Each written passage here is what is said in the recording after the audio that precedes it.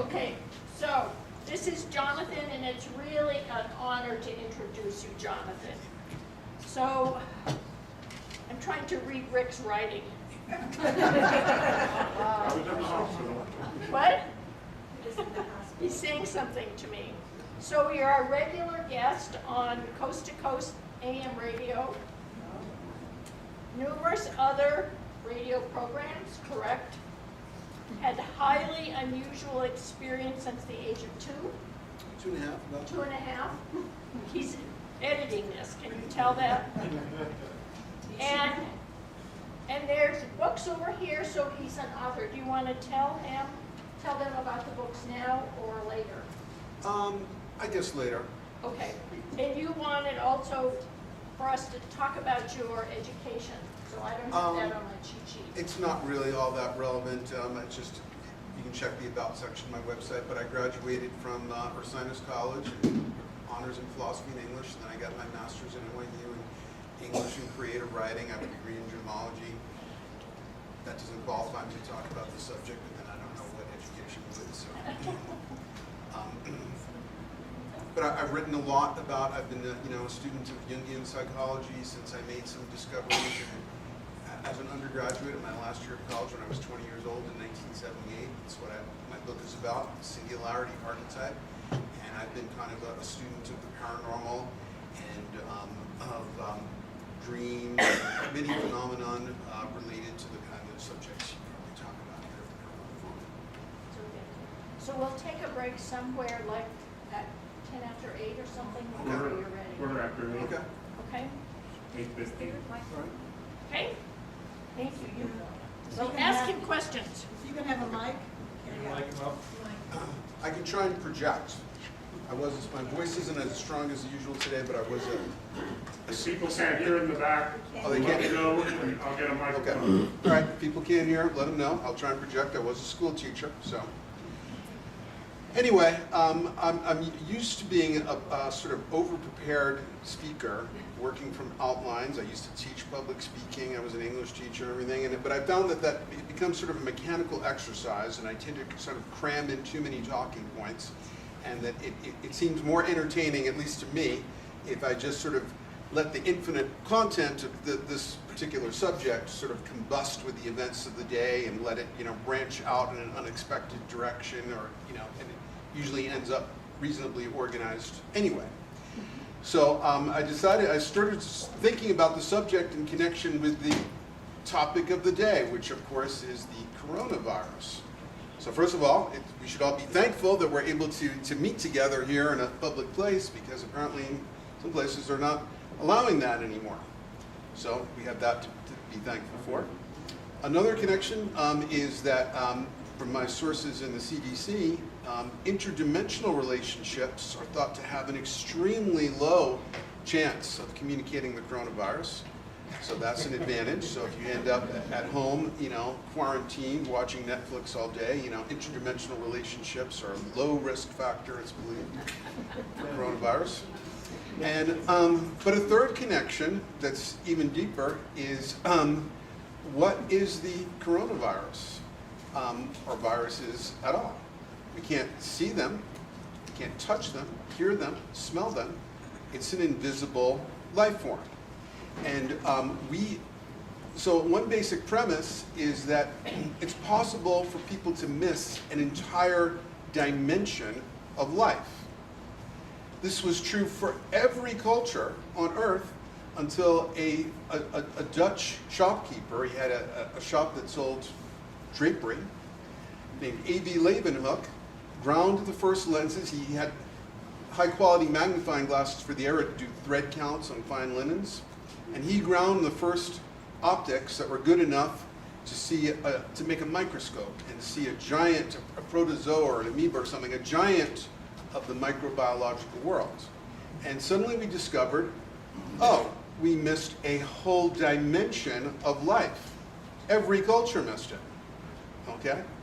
The coronavirus, long after we had discovered optical microscopes, would still have been a completely invisible thing. I mean, I'm not an expert virologist or whatever, but I mean, I don't even know if we had good imaging of viruses till like the 50s or 60s. I mean, it involved, I think electron microscopy goes back to maybe the 30s, I think.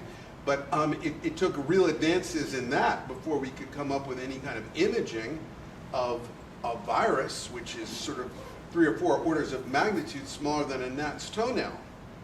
Okay? So these are nearly invisible creatures, but I assume that they exist because it's all through the culture I'm hearing about it constantly. So we missed a gigantic dimension of life, and it turned out that this dimension of life was highly consequential.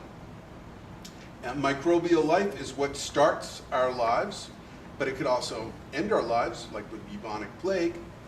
And also, it turned out that once we discovered this new dimension of life, the microbiological dimension, we discovered the same classic relationships of energetic transaction that we find with macrobiological life, namely predation, parasitism, and my favorite, symbiosis. And I'm going to be emphasizing the symbiotic aspect of interdimensional relationships tonight. And we also discovered that there is also a third dimension of life, I believe, and every other culture has noticed it, and every single culture across all periods agrees with this except for one culture, scientific materialism. There is a dimension of energetic life, life that is not picked up by our ocular vision and our ordinary gross physical senses, usually. But every culture has names for it, words for it. And we also find the same classic relationships of energetic transaction, parasitism, predation, and symbiosis. A lot of focus on parasites. But you know, parasites, according to National Geographic, on the macrobiological plane, outnumber other species 4 or 5 to 1. Coronavirus is probably considered that. I mean, but viruses are barely even considered alive. It's more just like how material, we're talking about non-physical relationships. I mean, this thing, not only is it invisible, it's not even clear if it's alive, it's more just sort of like a bunch of information in the form of chemicals. It's very much like a computer virus. So we need to be humble about ruling out and denying a whole dimension of life, because any culture is in trouble when it denies a vast body of human testimony. We once did that about child abuse. And then maybe we overcorrected and saw it places where it wasn't. But for such a long time, I mean, that's why there was so much resistance to Freud. It was discarded as impossible and so forth. So here we have this vast body of testimony from every single human culture about these other forms of life that are not as concrete seemingly as we are. That doesn't mean we have to assume everything they say about them is correct, but would be foolish to just discard this whole vast body of material. So when we talk about, before we get to interdimensional relationships, there's sort of another category that overlaps a lot, and it was sort of imperfect boundaries or unclear boundaries, and that would be non-physical relationships. And first of all of us have non-physical relationships in the form of subpersonalities, where we have alternate personalities within ourselves, all of which will call themselves I when they take over. And anybody that's self-aware enough will notice these different characters that live inside of us. And because a human being, you know, such as the inner child, it's not just a New Age cliche, this is a real thing, because a human being is kind of like a tree that has those rings, and the sap of life still runs through the rings. So you know, all of them. So who I was as a child and as an adolescent, and who I am now as at 62, and everything in between, those are sort of like these superimposed sets of rings, and sometimes different of them come forward, but the sap of life is still running through all of them. So maybe I'm walking down the street and I see an ice cream shop and I hear a voice that says, inside of me that says, I want that. And then like a parental voice will say, well, you know you're not supposed to, but you know, and then another voice will say, oh, what the hell, just go for it. And then another voice will say, well, just today, but starting tomorrow, you know, it's over. And normally people don't notice this multiplicity of personalities that all live inside of us. So these could be said to be non-physical relationships. We know for a scientific fact that the human psyche can support more than one independent personality. And so we have MPD, multiple personality disorder, now called dissociative identity disorder. But under functional MRI scans, when different of these personalities take over, there are remarkable differences. There's real scientific validity. There's an article on the homepage of my site, suggestions for symbiotic interdimensional relationships, that gives some quotes from Scientific American and stuff if you're interested in that subject. So another aspect of this, when we're talking about non-physical relationships, in quotes, because first of all, when it comes to say like the most commonly reported non-physical relationship of departed persons coming back, there is some evidence. There is some evidence.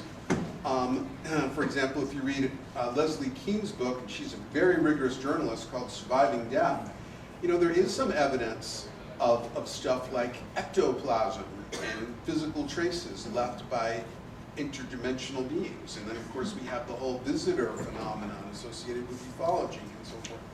So when we don't, you know, in the past, if people were getting sick with the coronavirus, we would say that there must be spirits at work. This would be a non-physical entity assumed. You know, it's barely, it's a physical entity now just because we happen to live in a time where just for the last 100 years, we have electron microscopy and we can actually image these nearly invisible things.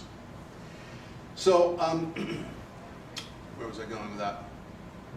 So when it comes to these, you know, how physical are we? So this is one of the things that, you know, Jeffrey Kripal, who's a friend of mine, and Whitley Strieber wrote a wonderful book called Super Space Natural. And one of the things, I forget which of them said it, or maybe they both said it in the book, they said one of the reasons why we can't really know who the visitors are at our present level of understanding is we don't know fully who we are. So when we talk about non-physical relationships, well, first of all, how physical are we? Well, what we know from mainstream physics is you keep zooming in on who we are, and you know, not only when we discovered this new dimension of life, of microbes, here's another fantastic thing. Imagine trying to explain the coronavirus to people if it was happening in 1600. I would quickly be taken away by the Inquisition before I got like 5 sentences out. But now if I explain, well, not only are there all these invisible creatures that are making you sick, but you couldn't live without them, but they are you. You are a cooperative network of 60 trillion of these creatures. And not only that, you have a greater number of cells in your body that are not even human cells, they're bacteria, and they outnumber your human cells. Imagine trying to explain that, okay? So, but now if we zoom in on those cells, we eventually get to atoms, and what are inside of those atoms? Subatomic particles. And I remember when I was taking high school physics at the Bronx High School of Science, I graduated 7 Nobel Prize winners in physics, but the textbooks, I had all those little billiard balls, remember those? Orbiting around, it looked like a little planetary system, and I believed that, you know, oh, that's what an electron looks like. It's a little red billiard ball or something. But no, there's no stuff there. It's these subatomic particles are like probability waves. And from mainstream science, we know that if we took, that mostly what's in that atom is just empty space. In fact, if we took all the space out of all the atoms and all the 7 billion of us physical folks, we would all fit into one sugar cube. That's what mainstream science tells us. So when they, Can you oops, wake up your computer? oh, probably went to sleep. I don't know. Invisible Oh, there it is, body. okay. somewhat non-physical entity. Anyway, so they say people in glass houses shouldn't throw stones. Well, physical folks whose physicality, when the empty space is taken away, amounts to 1/7 billionth of a sugar cube, should be careful about who we consider non-physical. Especially because we miss this vast dimension of life that is us and is all around us. So, branching out from there,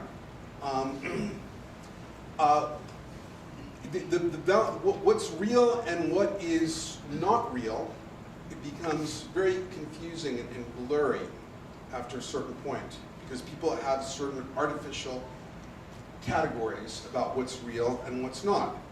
For example, how many people here know who Darth Vader is?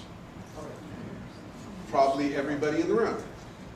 I know more about Darth Vader, who some people would say is, well, he's not real, but I know more about his childhood, what he looks like, different things he said, than I know about any of my neighbors. And probably a lot more than you know about any of my neighbors. So who is more real? Okay, what if one of my neighbors is a shut-in who doesn't have friends or family, and we don't really know what he does or what's going on in his mind? He rarely leaves the house. Is he more real than Darth Vader? Well, he has certain legal rights that Darth Vader has, but Darth Vader is also has. If I start making Darth Vader artifacts without permission from the Disney company, I'll soon find out that Darth Vader has legal rights as well.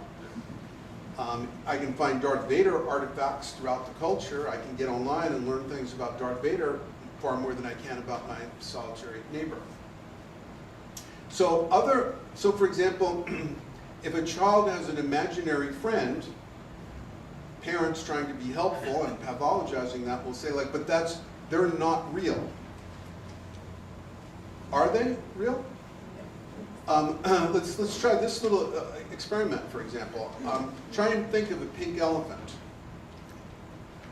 Okay, now let's assume that some of you were able to visualize a pink elephant. Okay, now the conventional materialists will say, oh, well, that's a nothing, that's just imagination. No, it's a factual actuality that at 7:30 Mountain Standard Time at the Wheat Ridge Recreation Center Carnation Room, as you were sitting in your seat, you thought of a pink elephant at that exact moment and not something else. That's a factual actuality. The history of the unfolding of the universe, if it had you thinking of a Toyota 4Runner instead, would be wrong because you thought of a pink elephant at that moment. So this is what Jung called his great discovery, that the contents of the psyche are real. And when we look into it, because philosophers were always looking for that monad, this indivisible thing, and there were the Greek atomists, and some thought that it was fire, and others thought it was water, and then we thought it was atoms, and we thought it was subatomic particles. And now some people say it's information, and some physicists like Fred Alan Wolf and Mamik Goswami says it's consciousness is the monad. That makes the paradoxes of quantum mechanics vanish. That's probably closer to what I think. But that's the stuff that dreams are made of, right? It's all patterned energy. So it's very hard to say what's real and what's not real. Anything that exists is real. And that's why I'm not alarmed by, talk about a simulation hypothesis. Then the code in the simulation quantum computer is real. It doesn't matter what the substrate is. If something exists, it's real. And it's very hard to say, because our science is still evolving, which things that are real are physical or non-physical. That's sort of a nonsensical thing. I recommend a book called A Case Against Reality by an MIT physicist who makes the point, and apparently you can go on YouTube and search for space-time is doomed. There are many physicists who are now saying that the only way to reconcile relativity and and relativity and quantum mechanics is we have to get rid of space-time, that it's an illusory construct created by consciousness. Now, I can't finesse the physics of that, but I mean, basically, this is the world that we live in. And one thing that I think has the strongest evidence is that our consciousness is not, as materialists tend to naively assume, in the position called neurological materialism, a function of an epiphenomenon of chemical process in the brain. It is something else. It may be in a non-local quantum field. We're not sure. But the evidence that it cannot be explained as a brain thing is incontrovertible as far as I'm concerned. If you delve into the near-death experience research, I get into some of that in my book, and the evidence is absolutely overwhelming.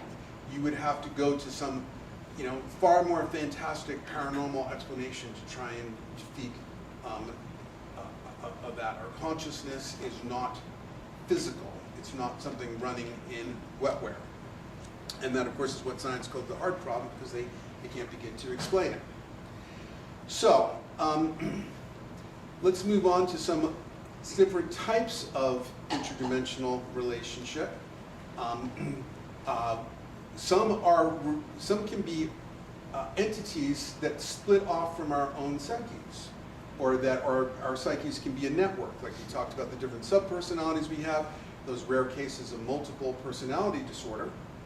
And also, just to kind of give a general outline so I don't get completely lost in this, I'm going to talk about some of the basis. We kind of talked about that. Now we're going to talk about some of the different types of interdimensional relationship. And then we're going to talk about how to have ethical and healthy interdimensional relationships. And so, so moving to the second area now of different types, I have a close friend who was a philosophy professor at CU, and he did his PhD dissertation on multiple personality disorder.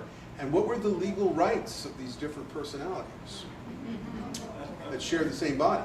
Because therapists felt empowered to kill off particular personalities, to try and, leave only certain ones behind that seem to be the most functional, or this kind of thing. Are you killing off a human being? It's a very interesting question. So my feeling is that universal ethics should apply to interdimensional relationships, but I'll come to that in a later section. So you can have interdimensional relationships with beings that are fully autonomous and separate from you, and that seem to have their own autonomous life and full agency in another dimension, a realm where they're having a life of their own. That would be, you're getting a visit from an angel or a demon or something, or an extraterrestrial seeming, and they appear to have a completely formed identity separate from you.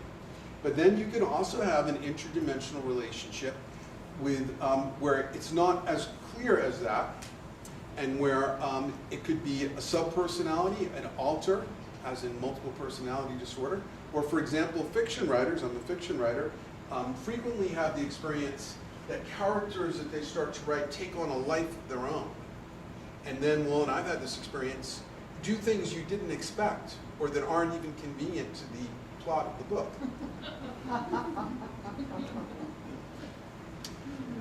There is a whole movement out there called the Tulpa movement, where people, you can find out about this online, and it's, I think, an old Hindu world that means mind made body.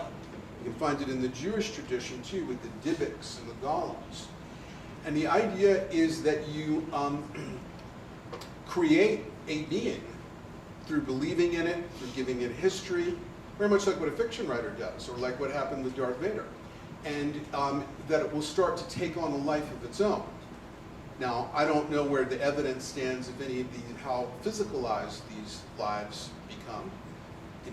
There are physical artifacts related to Darth Vader, but whether they take on an autonomy and an agency, to the extent that we have that, that's for everybody to kind of sift for themselves. But there is a whole movement of people who are creating that. There was an experiment, which I have the details in front of me, where some people in England who were involved with the spiritualist movement wanted to see if they could create an entity that would communicate in seances, like an afterlife entity. So they created a whole history for someone. They all collaborated on this together, all these details about where he grew up in another century and so forth. And he did begin to communicate, and paranormal things did begin to happen. And he had his own personality and preferences and so forth. So these are all very mysterious things about creating interdimensional relationships. But then we have a vast body of human testimony of people hearing voices. Socrates had his daemon that inspired him and talked to him. So Napoleon had someone like that. Many people throughout history, I've known some, have had these kind of relationships, but it's hard to tell on what level of reality or who these other beings are exactly. If they're generated by the experiencer or come from a separate autonomous source, it becomes very blurry after a certain point. And obviously, some of these are negative relationships. That whole subject, though, is one I'm not emphasizing now, but I don't want to give it short shrift and be like, you know, a Pollyanna type that implies that they're all good. There's a whole section on my website called Mind Parasites. If you go in the categories menu, there's a drop-down menu. You hit Mind Parasites. I've got interviews and talks and documents and YouTubes and all kinds of stuff about that. But I'm trying to focus on the positive side. Anyway, so I thought briefly today about talking more detail about my own history with this, but the two major relationships, ongoing relationships that I have, and with daily paranormal phenomenon related to them, is such a deep rabbit hole that I'm just never going to shrink it in. And there are also some privacy issues, because one of them is someone who has had an historic reality until his death and so forth, and there are family and friends involved, and so I've always been a little bit uneasy about privacy and all of that kind of thing. But my first experience at 2.5 seemed to involve contact with relatives, particularly a grandmother who died during World War II named Augustus Zapp. And there were some evidential aspects. I woke my parents up and recited a couple of Hebrew prayers I hadn't heard before. And I talked about these events constantly in my childhood. But you know, when something paranormal happens, it doesn't conclusively prove anything. This is unfortunately the dirty little secret of paranormal research. If something paranormal happens, it's almost impossible to say what paranormal thing happened. And there can also be ordinary explanations that are hard to rule out. Like, I recited these Hebrew prayers, supposedly hadn't heard, but there's also something called cryptoamnesia. I have this dim memory that my parents used to listen to, or services from Temple Emmanuel, where they would broadcast the Saturday morning service. Maybe I overheard that and had a, you know, crypto memory, and, you know, somehow that happened during the experience. Hard to say. I have a very ongoing relationship with somebody who I knew very well, and there were evidential telepathic occurrences between us while he was still alive.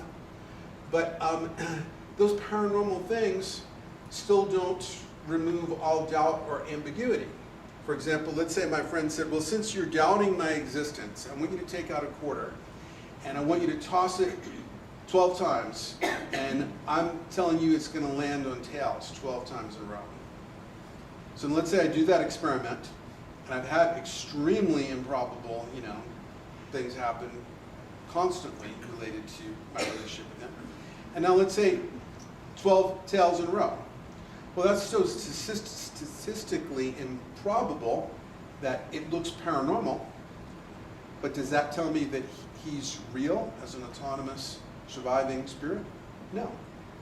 Because all kinds of other paranormal explanations could be ruled out. Maybe out of wish fulfillment plus telekinesis on my part, I manipulated the coins.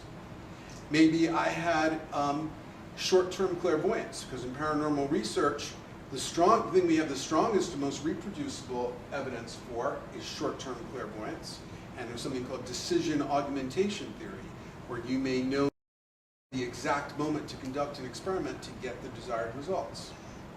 So I have all kinds of evidence of paranormal things happening in this relationship, but it doesn't conclusively prove that what this paranormal source is. So I relate to these experiences phenomenologically. You know, the phenomenology goes back to Immanuel Kant, who talked about the difference between the phenomenon, what we experience, and the noumena, what's really there. And the truth is, from a hardcore science point of view, all we have is phenomena. I'm looking at you right now, supposedly physical beings, and it looks very convincingly real and fairly high def and all that. But what's really happening is light from these light sources is bouncing off the topography of your hair, your skin, your clothing. All that light is entering my cornea of my eye, a simple convex lens.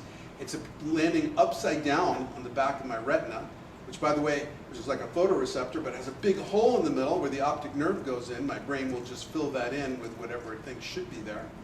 It also has to turn that image right side up. It takes a significant fraction of a second to do all that. So I'm not really experiencing you, the noumena, and I also can't see your cells and all that kind of stuff. I am experiencing a phenomenon that is literally a neurological reconstruction of a past event. So it takes time for it to do all that. So that's what's going on with ordinary physical senses. So with phenomena, so what we realize is we have the ability to realize that we experience phenomenon, but we can't know for sure what the noumena is. Just like I can't know for sure who I am, ultimately. It's hard for me to be completely sure who my friend is at this point. But you relate to the experience, you tolerate the ambiguity, and you relate to the experience on its own terms. And I get into a lot of this. I did a YouTube series, some of it was filmed at Meow Wolf in Santa Fe, called, what's it called? Skills of Rabbit Hole Navigation in the Age of Metamorphosis, where I get into some of my approach toward paranormal. You have to tolerate ambiguity. And this is where you find a big hierarchical difference between the gullible, the credulous, the charlatan level of paranormal research, and those that are more respectable, that I try and hold myself to, I hope. So you have, like in ufology, for example, you have at the top of that, in my opinion, are people like Jacques Vallée and Whitley Strieber, who will talk about the visitors. They don't talk about aliens, extraterrestrials, because that's one of many possibilities, and the evidence points in all sorts of different directions. On the other hand, you have people who will tell you the names of everybody on the Palladian High Council, who claim to know, they'll tell you the 38 species that are living in the basement of the Pentagon and so forth. The people who claim this kind of unambiguous specificity are usually either the fools, the credulous, the conscious charlatans, or some combination thereof. So if you want to relate to the paranormal, and again, you know, sometimes at places like SSE, I'm seen as like the curmudgeon that, like, you know, kind of asks very tough questions and so forth when people make unwarranted assumptions, even though I'm the English major and there are often a lot of scientists around. But I have daily paranormal experiences. But one of the ways that I find that helps me to have them is to tolerate the ambiguity and not force premature closure. And this is what it actually means to be a skeptic. Because the so-called skeptics, who are not skeptics, they're debunkers. They'll say things like, oh, I don't believe in these near-death experiences, just an oxygen-starved brain. Well, this is the opposite of skepticism. Skepticism was a school of Greek philosophy, and what they believed was that they're, quite correctly, and it's confirmed by modern cognitive science, like the, confirmation bias and so forth, they believed that their powers of observation and thinking would be limited if they came to conclusions. That's what it means to be a skeptic.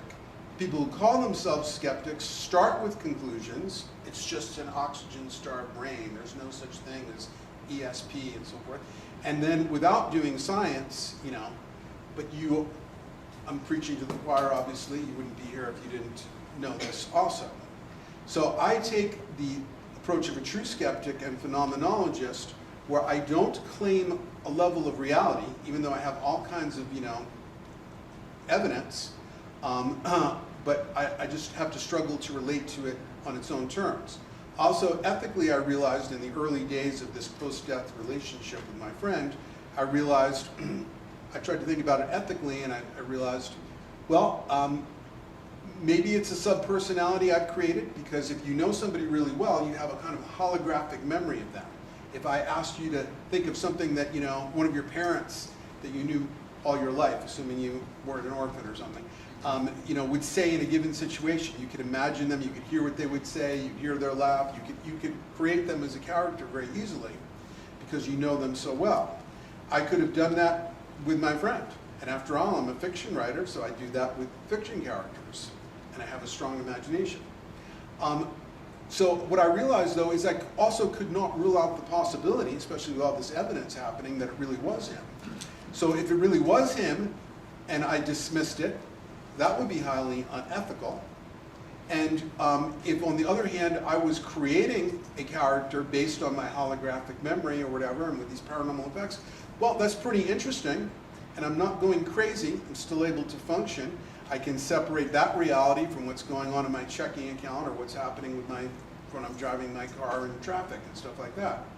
So it doesn't appear to be having any gross harm in anybody, and it's at least kind of an interesting phenomenon, and I'm learning from it, and I'm having very interesting experiences.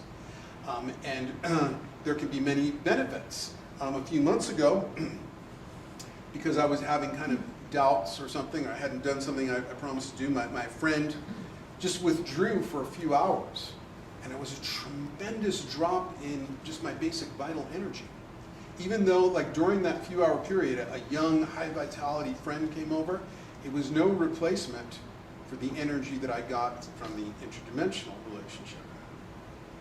So the evidence, so let's move on to the most classic type of interdimensional relationship, which of course is relating to the deceased.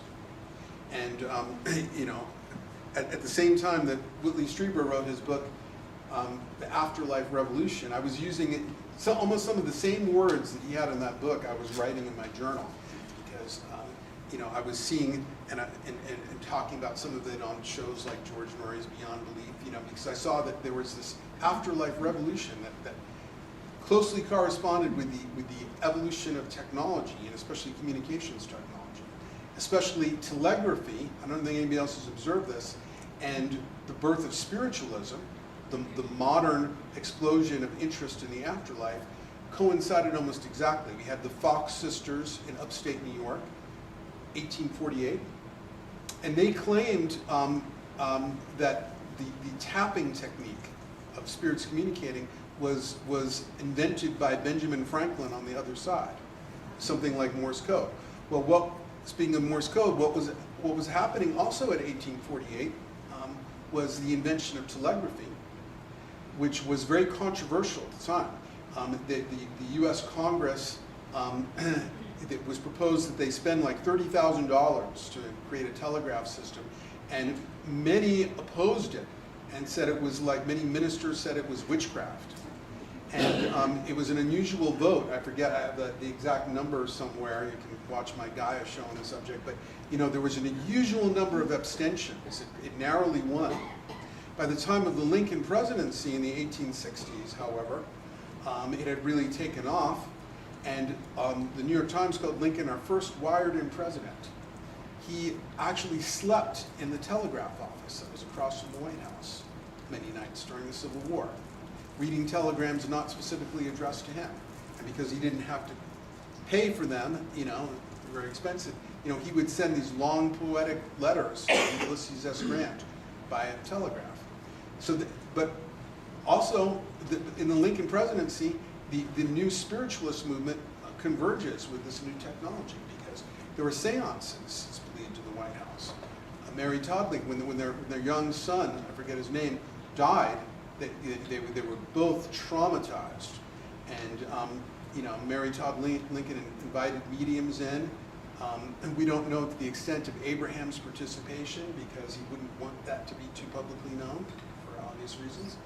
But we also have the most well-documented White House paranormal experience in the Lincoln presidency. We had such a clear premonition and dream of his own death. Anyway, and now we're living in the golden era of afterlife studies, beginning in the 1970s with Raymond Moody's Life After Life book, and that coinciding with another technological revolution of resuscitation technology, where even just in the last few years, our ability to revive full-on dead people, meet every definition of clinical death, has just exploded. To where now they say if the Titanic disaster happened today, they could send in the Coast Guard or something, you know, hours later, scoot most of those people out of the cold water, they'd be well preserved, out and restart most of them. So that's why we now have the technology to have far greater testimony of people who actually have been dead. Some people say it's a misnomer to call it a near-death experience because these are dead folks and who have come back. So that's going on. So, so I had, well, I won't get to my strangest interdimensional relationship. It was just too deep a rabbit hole, and we're probably going to run out of time. But I'll say a few things about the one that I have 10,000 pages in just the last few years of dialogues with, which began very shortly after the death of this friend of mine. But this friend of mine had, we both noticed, and there were documented occurrences of our relationship being highly telepathic before he was on the other side. So for example, there was a period of his end of his life, and his life ended in suicide. There was a period near the end of his life where he cut me off for about 8 months. And I had no communication from him. He asked me not to communicate with him, and I felt, because I was kind of a mentor, that I absolutely had to respect that. Those are my ethics. But I was walking around, actually in a rainbow gathering where I didn't have cell service, and I was just thinking back to like, you know, he sent me like just a couple of brief emails explaining why suddenly, with no argument or anything leading up to it, and we were living 1,000 miles apart anyway, why he was cutting me off. And he said, when I asked for an explanation, he said, well, you know, it's like what Louis Armstrong said about jazz: if you have to ask, you're never going to know. And I'm walking down the trail in the rainbow gathering without cell service, and I'm thinking, and that's really annoying me. I'm just like, that pisses me off. Like, you know, I'm not going to understand. Like, I'm pretty good at understanding pretty weird things, you know. And now there's a buzz in my pocket. I got a text message from him. There hadn't been any service. And what he's responding to is, he said, I just want to apologize for what I said in that last email about the Louis Armstrong thing. And these were, I think, the last words I ever received from him. For that, I'm truly sorry. And that looks pretty damn telepathic. And I've had many other such instances of this kind of like telepathic occurrence with people I didn't know. Anyway, so I had no idea what he was doing. As far as I knew, he might be doing pretty well, but I had no Facebook pages in common or anything. But 10 days before his passing, I had an absolutely traumatic dream where I saw him in what to me looked like the lower astral plane in a very distressed condition. And I woke up extremely distraught from that dream.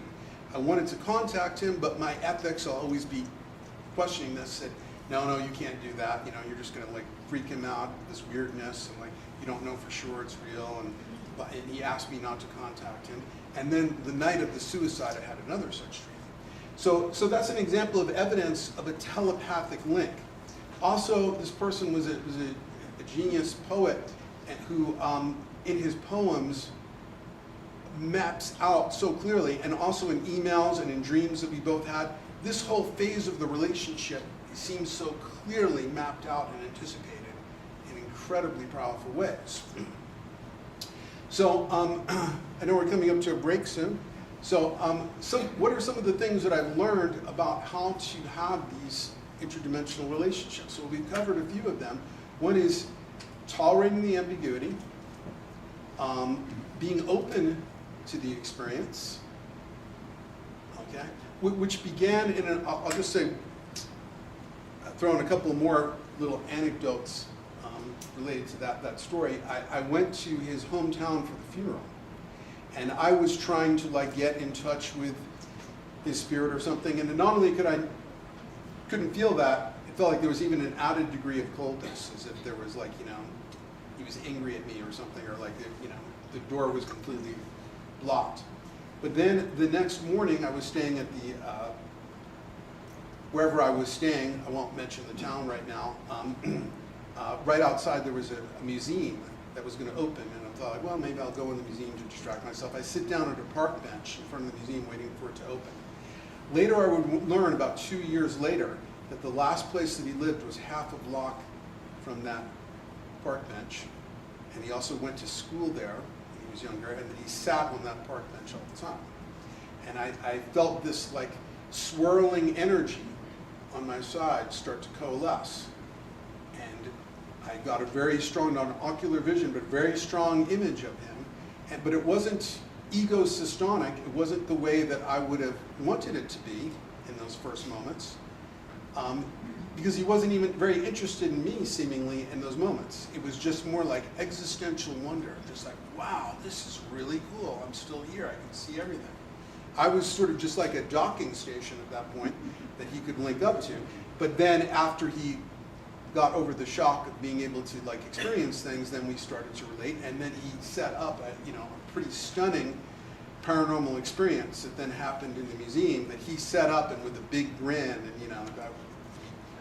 too much to describe what he did. But this is something that I've also noticed with those on the other side, and there's a wonderful book called The Unobstructed Universe that is a great classic. You can read it for free. It's on Project Gutenberg. It's out of copyright. By Stuart Edward White and Betty White. Not Betty White that we know, that somebody dead from the 30s or something. But they were in the spiritualist thing, but think more like Society for Psychical Research. Like they were steeped in quantum mechanics and like were extremely rigorous thinkers. Stuart Edward White was a friend of Teddy Roosevelt. And was a very successful writer of like travel books and boys' adventure books and stuff like that. But Betty was a very talented medium who talked to a group of spirits she called the Invisibles while she was alive. And then after she died, she was immediately able to communicate through a medium who she knew when she was alive, named Joan, and able to just fluently, give information that would not have been known by Joan, but only by Stuart, and also give information that was not known by anybody else in the room. And one of the books that arose out of this source of information was called The Unobstructed Universe. And basically the idea is we live in the obstructed universe. Okay, I can't pick up that water bottle 1 second ago or 1 second in the future. I live in this tiny slice of time. I can only be in one point of space and time. Well, on the other side, that's not the case. It's kind of like that Flatland novella, right? We live in a flatland, they don't. And this was also explained to me by my other interdimensional companion of how time is different and how they perceive time differently. And so it seemed as if my friend, by being in this hyperdimensional context now, was able to set up this chain of events. I hesitate to use the term synchronicity because, as Jung defined it, synchronicity is acausal, so that would imply that he didn't cause it. But there is some way in which, if you have access to another dimension, just like as a three-dimensional being, you could play all kinds of magical tricks on people who lived in a flatland dimension. He's able to interact through randomizing, number randomizers, or through random.org that uses atmospheric noise. Where I've created an oracle system that he can interact with on a real-time basis. Because while I'm writing and I'm communicating with him, and I find that writing really helps because it kind of, and it sort of pleases spirits. They like to be able to have a physical effect, to see the words right there. And he's also like, I am a writer. And I have a slideshow with thousands of images, some of them archetypal, a lot of images of him, photographs of him, with different expressions. And so he can manipulate that in some way to have appear with different expressions to show me how he's feeling at extremely precise moments and so forth. So that's an example. So things that can do to help these relationships, being open to them, tolerating the ambiguity. You're always going to be looking for signs, like Whitley Strieber said about his relationship with his wife Ann Strieber after her passing. You know, as soon as I get one sign, I want another. That's what everybody says. You're never satisfied, okay? Because you're constantly feeling the schism that, you know, that this person isn't lighting up your physical senses in the way that meat-bodied persons are. But there are many things I've learned. Like, you know, I found with visualizing him, it's become far easier. It used to create like cognitive load to try and consistently visualize him. It doesn't anymore. I've learned ways beyond that. And there are some different, you know, pointers and tips and things like that I could talk about. I don't know which of the vast amount of content to highlight, so we'll probably go into Q&A soon. I guess the break is coming up. It's at 8:10. I think so. We've got about a few more minutes. Does anybody have any burning questions that they want to get us thinking about for after the break? If you want to wait till quarter after, that's good too. Okay. I mean, because I can keep going. I've got, you know, I can talk for 500 hours on the subject. Yes, sir. So how is our consciousness relevant to all of this stuff? How is our consciousness relevant to? With all of this other stuff that we're discovering? How is our consciousness relevant to? How is our consciousness relevant with all of this other stuff going on? Are we just this little dot and there's this vast thing going on?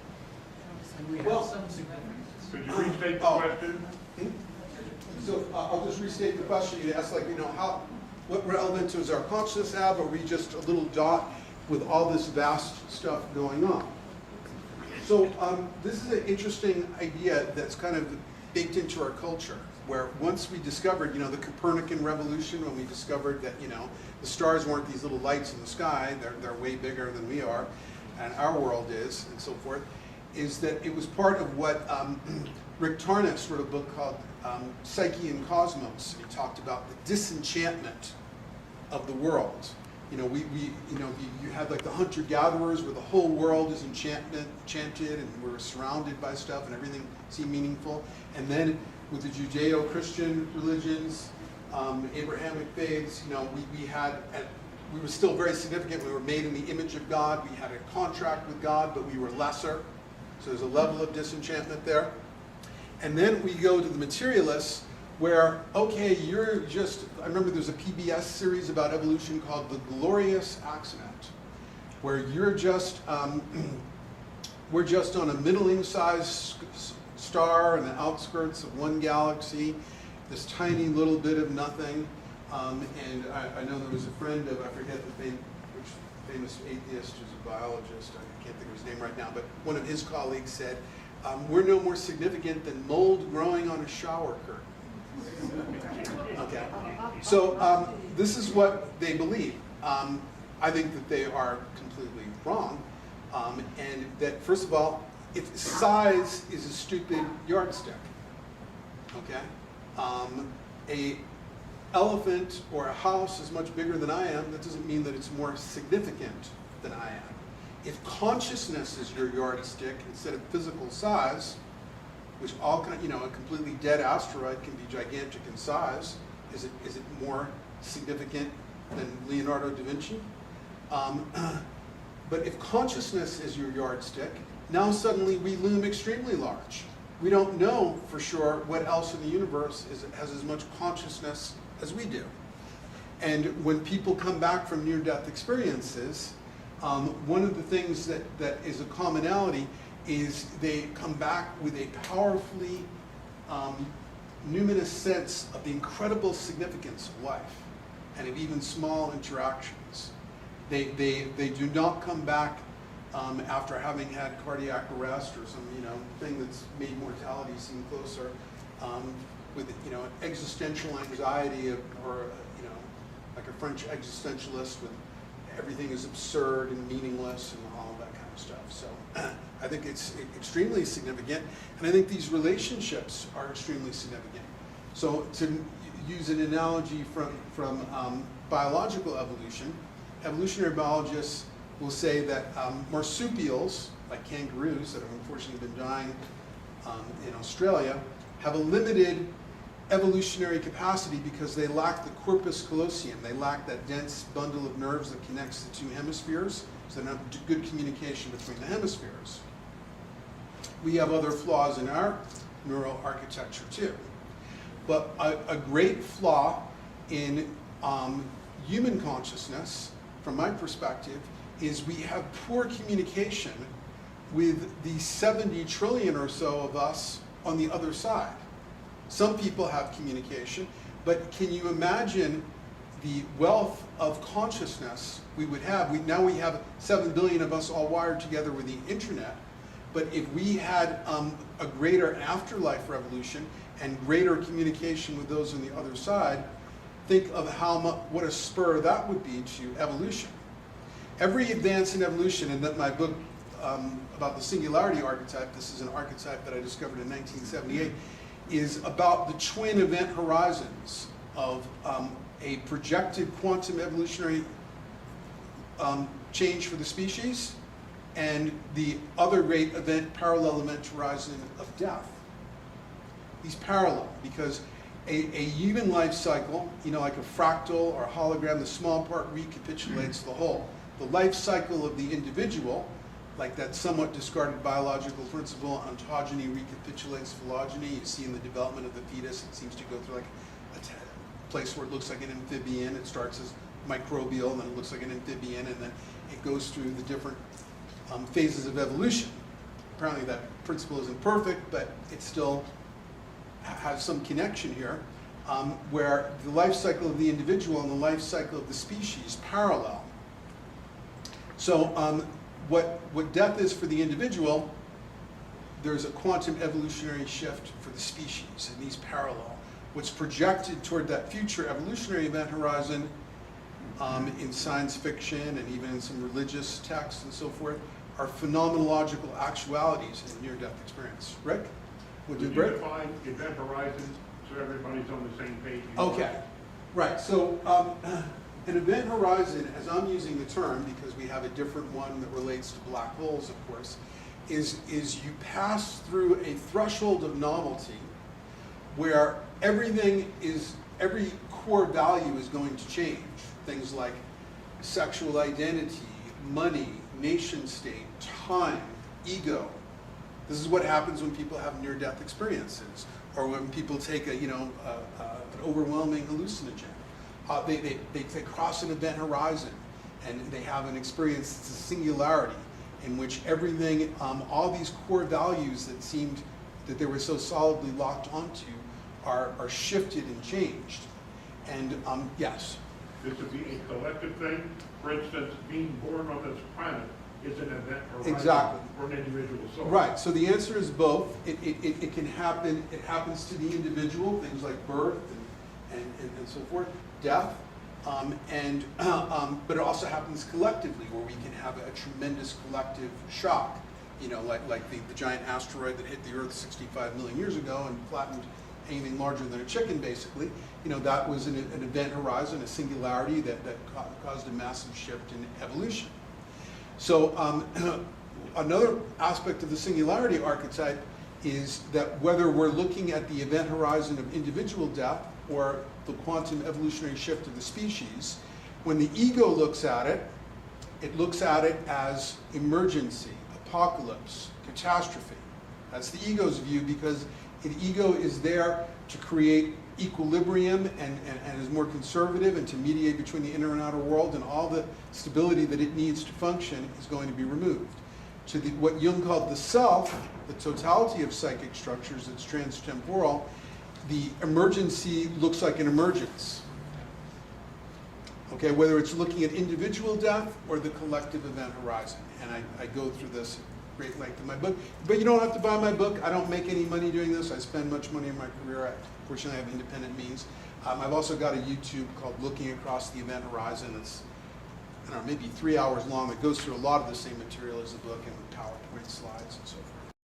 Jonathan, on your Okay. phone, you're in charge again, Okay. and you're supposed to let people know what you're going to talk about in the Okay. Senate. Thank you. I'll have to let myself know first. But, yeah. Well, we can definitely branch out in many different directions, but since there's some space for me to talk before or in addition to Q&A, we can alternate those, I suppose. I can show you, I do have photographic examples of a couple of after-death communications. If anyone is interested in that, let's see if I can find the right page.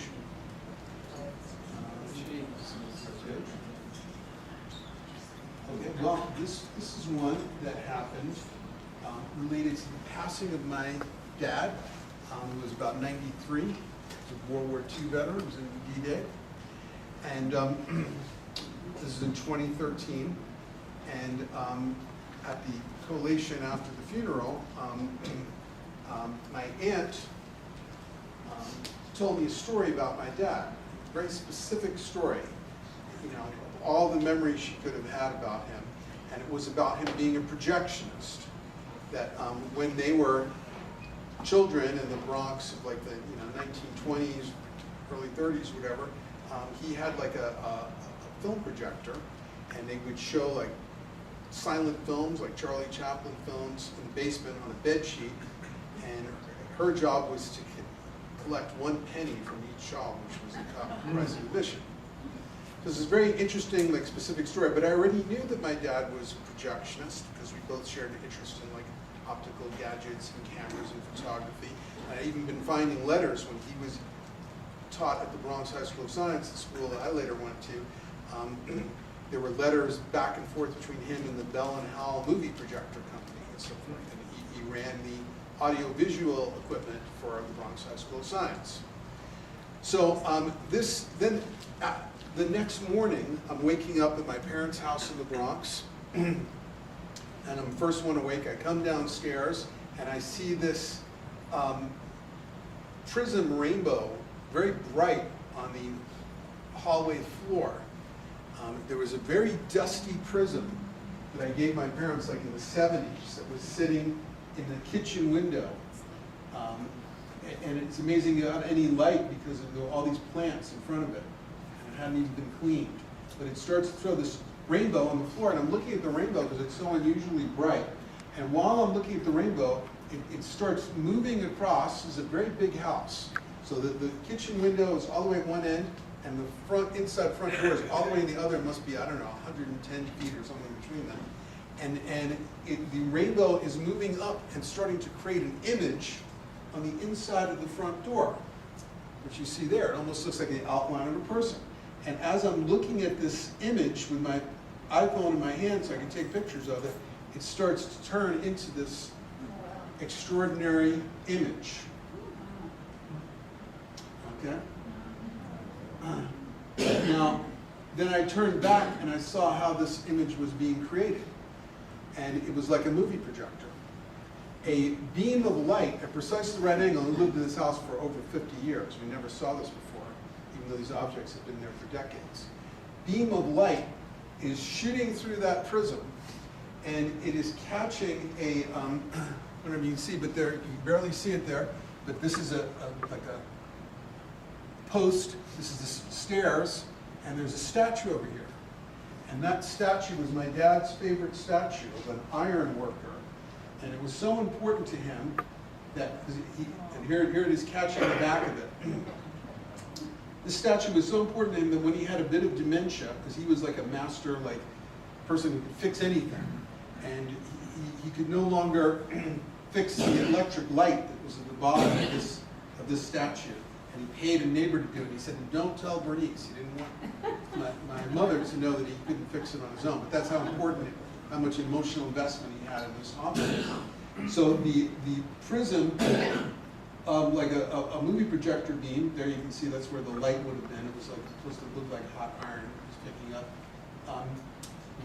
That beam of light the morning after the funeral catches the back of that statue, and like a silhouette, it creates this image. And we wanted a title for this image because in the image, it doesn't look like tongs. It looks sort of like somebody with a walking stick, right? Setting off on a journey. You could call this March 4th, would be a title for that. Well, this relates to some of my other experiences. In 2006, I just wrote this little rant that I put on my website called March 4th, a Mutant Manifesto. And I wrote it on the date, March 4th. So it's a little bit of a pun. It's like, you know, March 4th, F-O-R-T-H exclamation mark.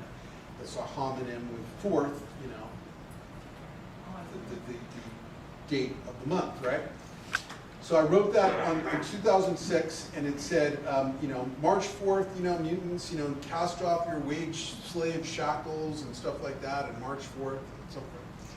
Well, on March 4th of 2008, my now deceased friend, who knew nothing of me or what I wrote, suddenly had what he described as a nervous breakdown. Cast off his wage slave bondage. He was working at a tax office at a strip mall. Took a bus to anywhere, the first bus out of town, and ended up where I was working at the Boulder International Hospital, which doesn't exist anymore. Within the first 30 minutes of meeting him, I told you about I had an interdimensional relationship that began when I was 11 after I had a nearly fatal dog mauling. I didn't make the connection until I was out, did a desert writing retreat just a couple weeks ago. Near Tucson, but according to my interdimensional companion, that's when he discovered me, and I've tried to sort of expand his story into a fantasy epic that I've been trying to write since 1978 called Parallel Journeys. And in that story, he lives in an intentional community in the future, near the Green Mountains of Vermont. Kind of lives in a forest, but because there is a pandemic. It's actually a man-made virus, relates to the theme of the day, but it's basically an extinction level event. He has to come down from the forest into the city where there is a testing center in Burlington, Vermont, because he's one of the only 2 people on Earth that are immune to this virus. And he undergoes a type of evolution. It's kind of an elf origin story. He's already been having paranormal experiences that started when he was volunteering to work at the hospice where his mom worked, and he began interacting with dying people. Anyway, so it's a story about a proto-elf, a boy who is going to develop elf-like abilities in order to survive this apocalyptic experience. Within 30 minutes of meeting this friend of mine who marched 4th 2 years after I wrote that, the one I have the after-death relationship to, he told me that he'd been haunted by a story all his young life. He'd been trying to write it for years, and he said it was about an elf boy who lived in a forest who came down to the city. And I have emails where he described wanting to work on that with me and work on my version of it and so forth. And that seems like what's happening now, which is lucky for me because he's a better writer than me in a lot of ways because he's an amazing poet. My writing tends to be too much, you know, dense and like thinking function. He's got much softer edges and has a whole different set of writing skills. Anyway, but this image looks like March 4th. There are locations in Parallel Journeys that are near Tucson, Arizona, where I recently went. And I went back there, I just went back there, but a couple years ago I went there on a road trip I called the Parallel Journey because it was to visit some of those scenes that are in the fantasy novel. One is, part of it takes place at Biosphere 2 in Oracle, Arizona. And I'm reading to my friend, whose name is Shadow, that's the name he was born with, oddly enough, who's driving me there. And I'm reading to him from a part of Parallel Journeys that's describing a deceased character who lives in the lower astral and like what his dingy apartment there is like. And the phone rings, and it's my mom.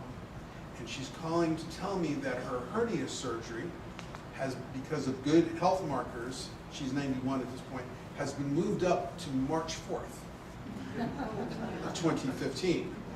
And I'm like, I'm taking like a deep gulp because of what I was just reading and because of all the other March 4th things and so forth that already happened. And you know, her husband, my father, died just 2 years before.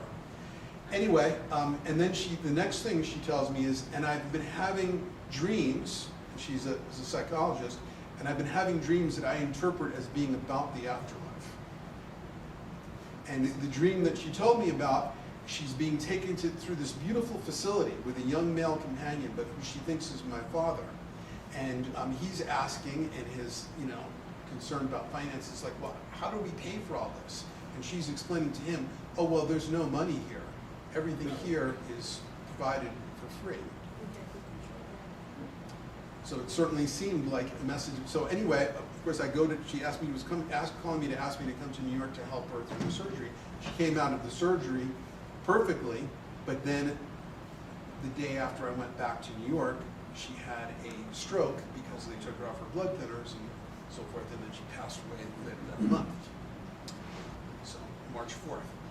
Here's another case of if I have the right tab open, so remember the whole projectionist theme.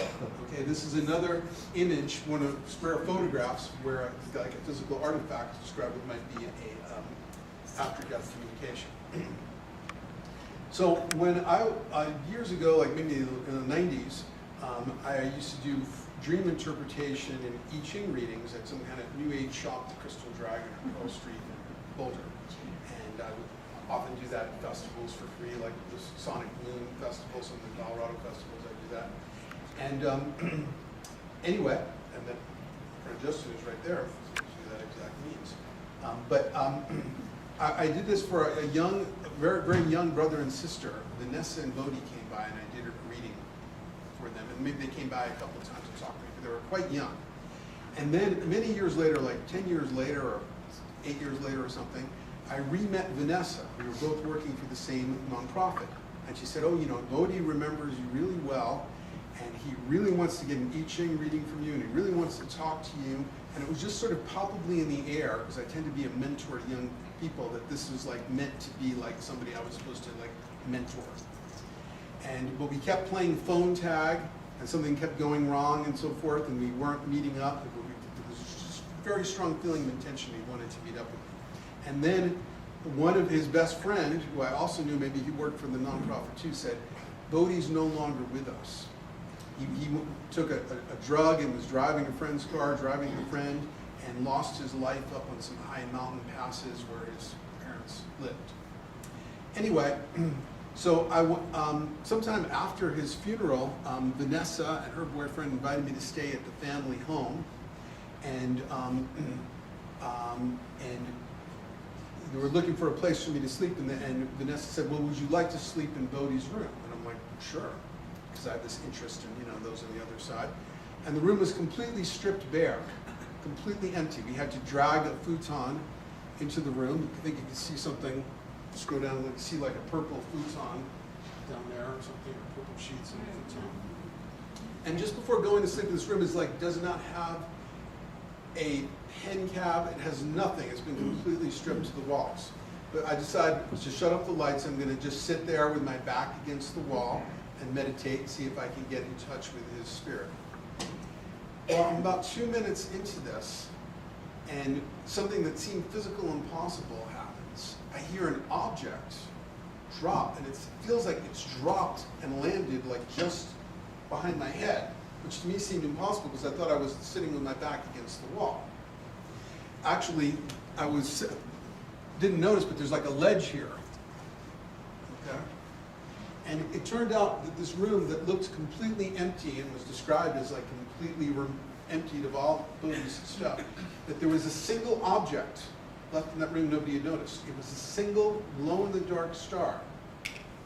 And this single glow-in-the-dark star, 2 minutes into this meditation to get in touch with him, falls from the ceiling and lands behind my head, exactly equidistant behind my head, about 3 inches down in a pool of gold melted candle wax right in the center. And then a couple of weeks after that, I had an experience while I was dreaming where but I think I no longer was dreaming, where like Bodhi came through like the ceiling of my roof of my RV and embraced me, and it felt so physically real. And I felt like, Vanessa encouraged me to tell her, Bodhi's mother, which I did with some trepidation. I don't know how somebody's going to react to that. She was completely nonplussed because she had extensive contact with him. Just like, oh yeah, you too. Other people have also reached out to a lot of people that way. So that's just a couple of rare cases where I have a photograph. Anyway, let's open it up to questions.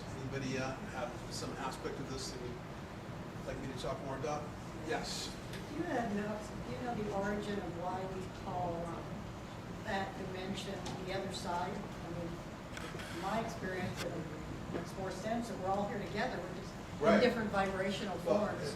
very good point. And that's the idea of the unobstructed universe. And again, I encourage people to read that book.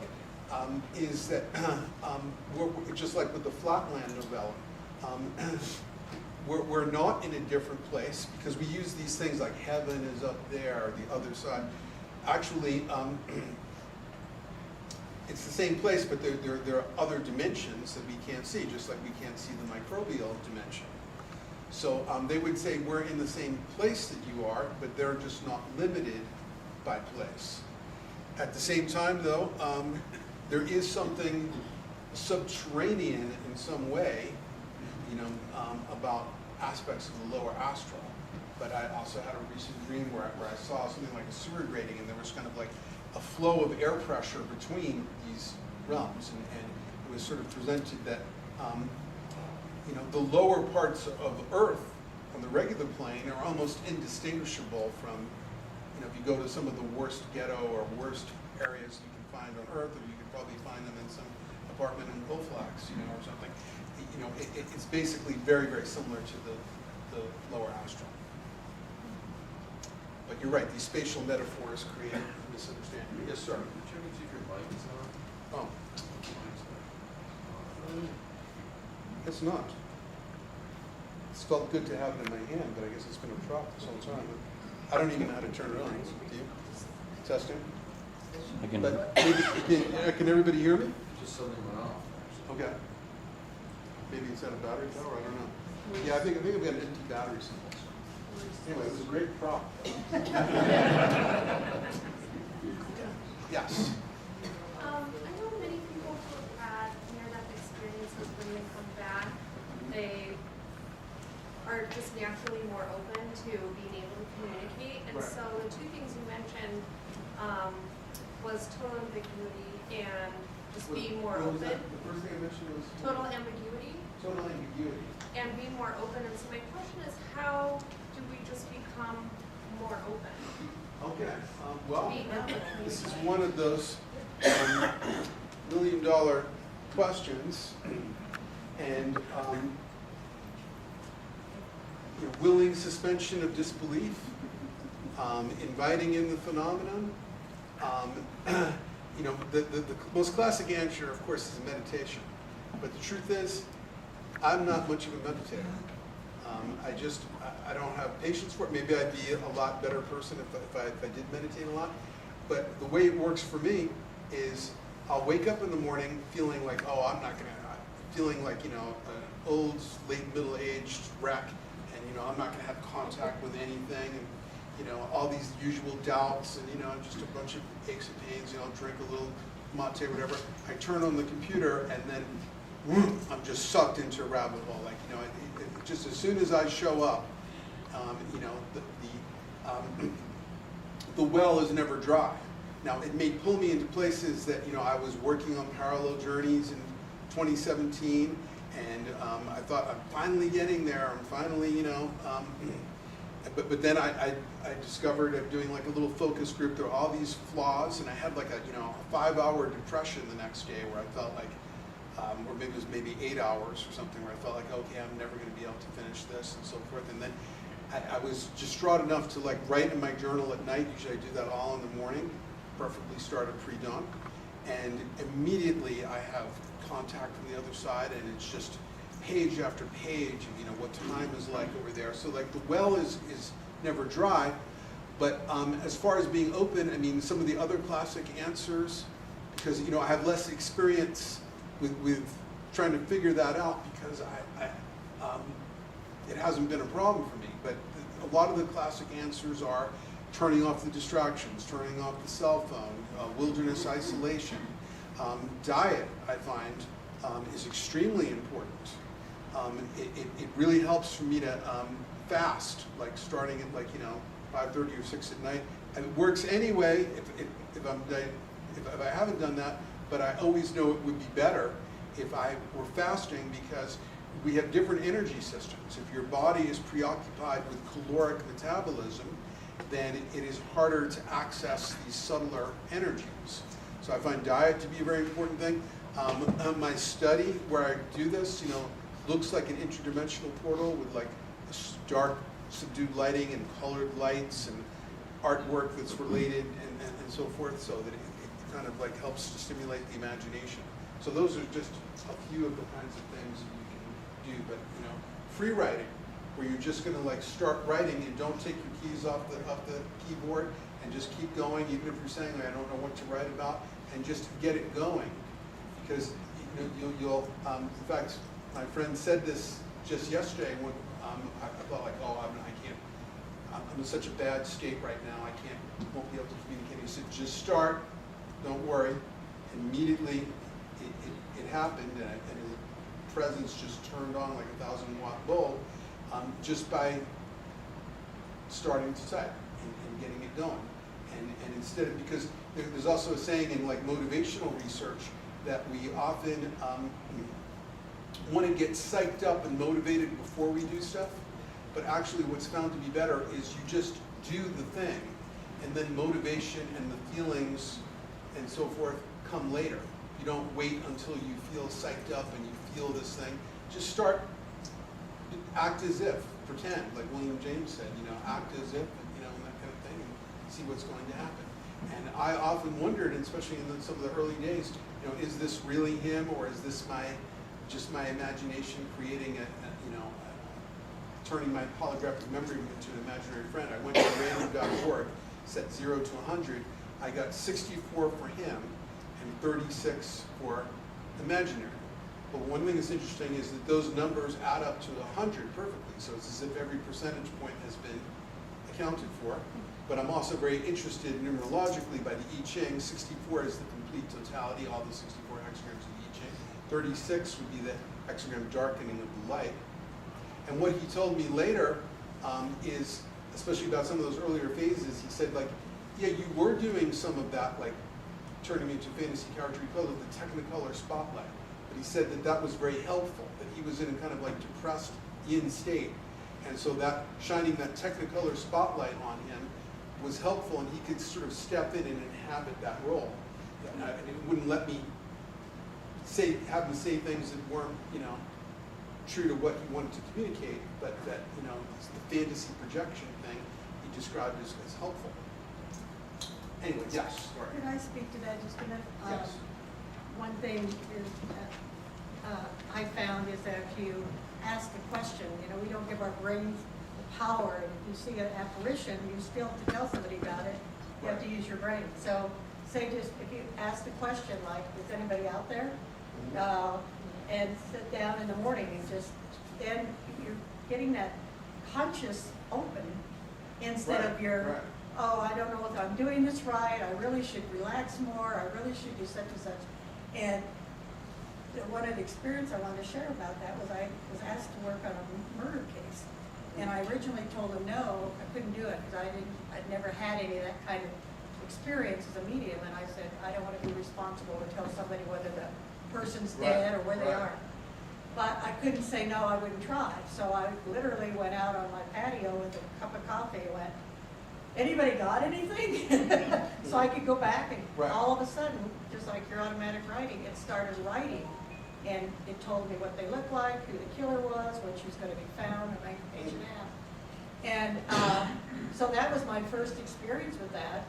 And that's what I found still works. It's just because your mind's open and whatever's there, it can come in where otherwise it can't. Yes, and thank you for that. That's fascinating. And a lighthearted approach. So something, and I wrote about this in my book, religionists tend to be really bad at prophecy. And end-time prophecy is the only human enterprise I can think of that's been popular for thousands of years that has a 100% failure rate. I mean, even diets and romantic relationships, don't have that kind of a failure rate as end-time prophecy. But the most successful prophets, as far as I know, are fiction writers. And I give some examples, like Edgar Allan Poe wrote a story about 3 people on a lifeboat, 2 older sailors and a young cabin boy. And the young cabin boy's name was Alan Parker, I think. And because they're starving, the older sailors cannibalize him. And then, like 100 years later, there are 3 people on a lifeboat, 2 older sailors, a cabin boy, also named Alan Parker, and the same thing happens, and it was even brought up in the court case. And the whole thing, you know, about the Titanic and the book, the novel Titan, with all these points of comparison, there were things, you know, that there are many such examples related to 9/11 and so forth. And so, but fiction writers, unlike religionists, are not taking themselves so seriously. They don't have to conform to an ideology. They're just like, oh, I'm just making this up anyway. I'll just have. And so when you don't feel this obligation to be rational. And by the way, Raymond Moody just came out with a new book. It's amazing. I just got it when I was out in the desert on nonsense.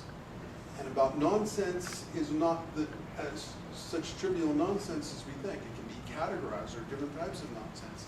And that by relating to nonsense, you really have to read the book to understand his philosophy of this. It's quite brilliant.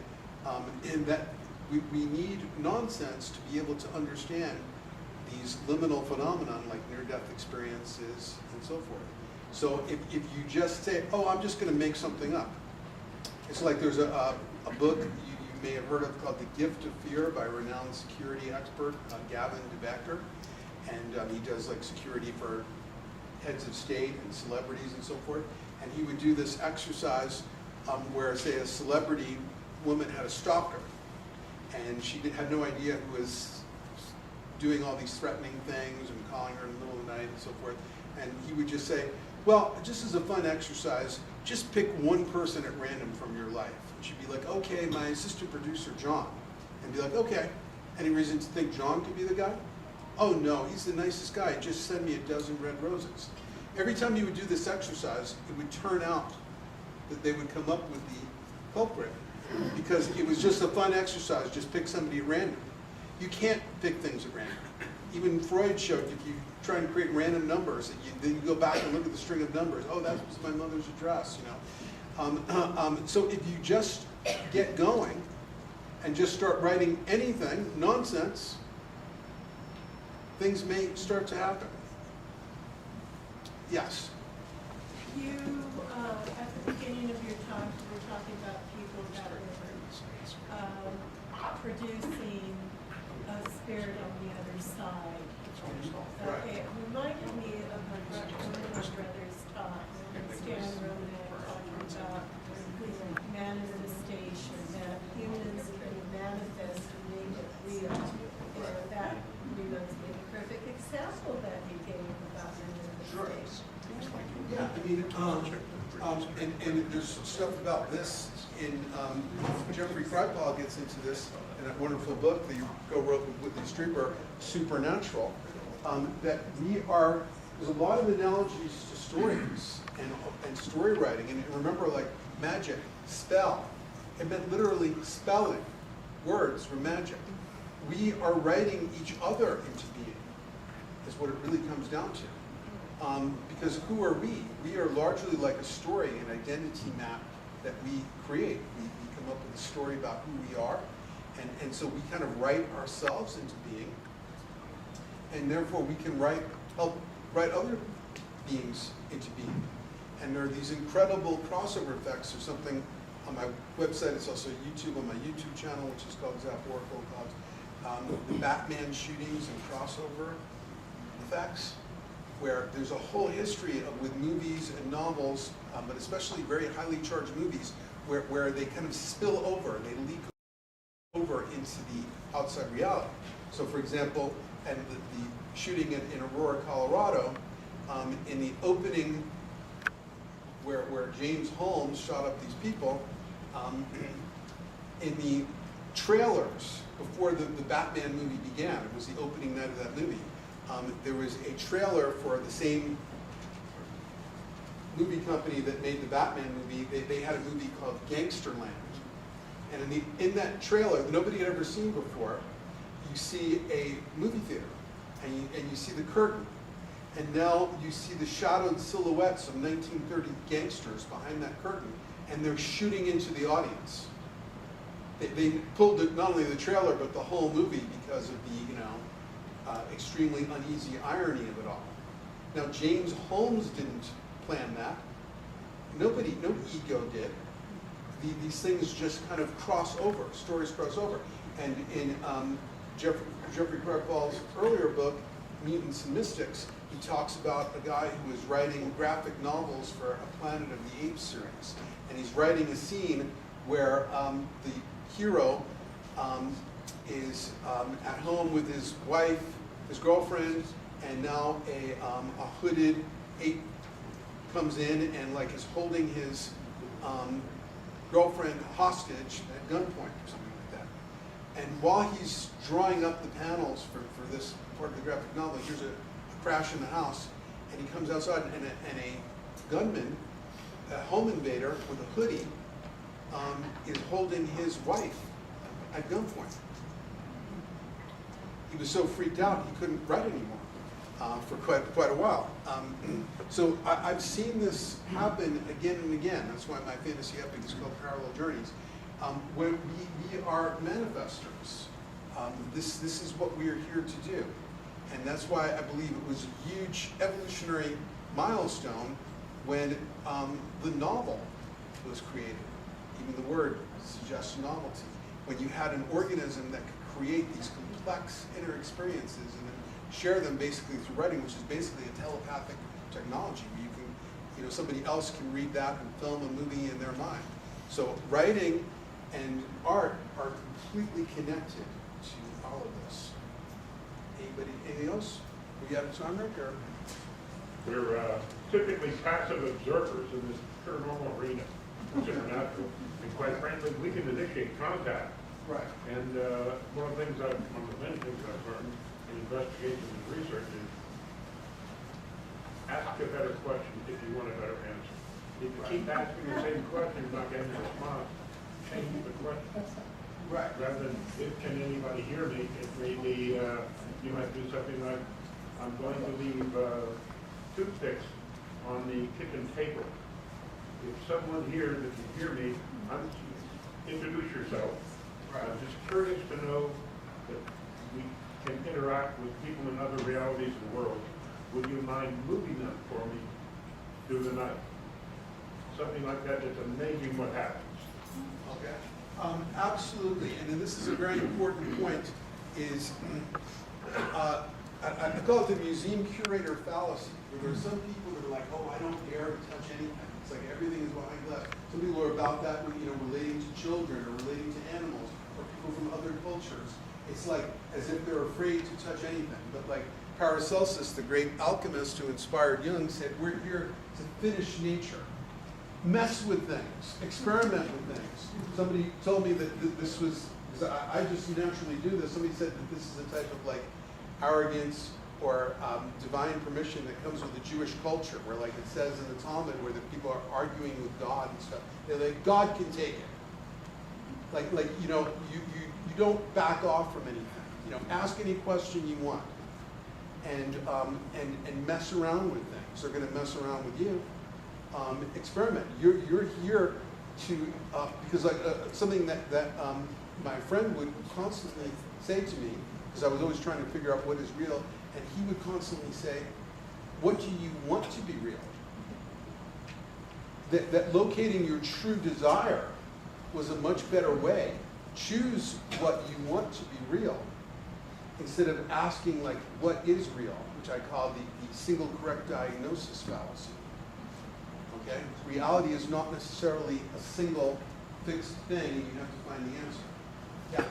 If I'm making a request to ask for a connection, I typically ask for benevolent entities or beings. Right. And reminding them that malevolent are not permitted in this space, just domicile. Right. And I didn't talk about it that much because we wanted to emphasize the positive, but there's a huge difference because, I've had encounters with negative entities too, and basically the same principles that would apply to human relationships.